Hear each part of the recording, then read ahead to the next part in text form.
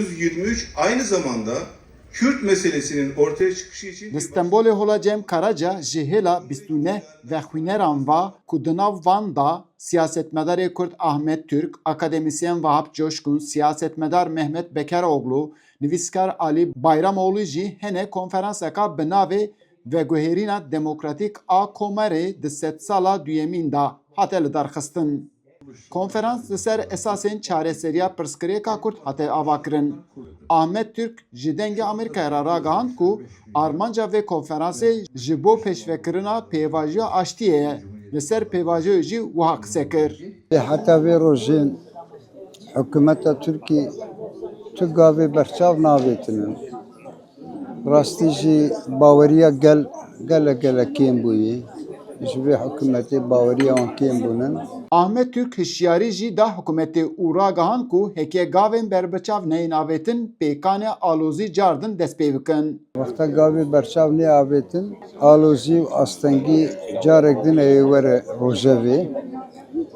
Em hêvîdarin ki îroj ji bo aşîtiyê, ji bo aşîtiyek rûmet, ji bo demokrasiyê û bo yekîtî û biratiya gelê Kurd û Türk ev pêvajo bi serrastî berdewam bikin. Di konferansê da li ser xetimandina pêvajiya aştiyê jî hate rawestandin. Hat gotin ku hêla Kurd barê ku ketiye ser milê wî aniye cî, lê hikûmetê erka xwe neaniye cî.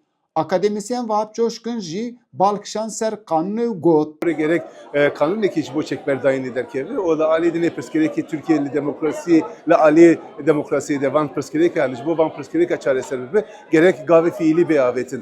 Lêbelê heta ana ne kanun derket ne jî van gava hat avêtin. Li anka di vî mehê de ihtimal heye ki kanunekî werber pêşnîmayekî werber parlamentoyê û vî parlamentoyê parlamento jî pêş kabul bikin. Dayikên aştiyê jî bangî hikûmetê kirin û gotin ku 2 sal borî heta niha ti gavek nehatiye avêtin.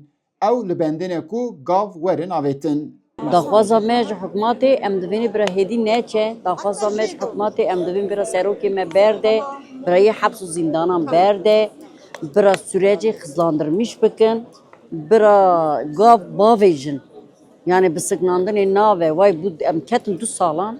Ev konferansa navnetewî 2 roj berdewam kir û bêtirî 5 kes têda axivîn. Li gor encama ku derket holê hate xwastin ku ev pêvajoya aştiyê pêvajiyeka giring e û pêdiviye ku hikûmeta Tirkiye vê yekê ji dest nefitilîne.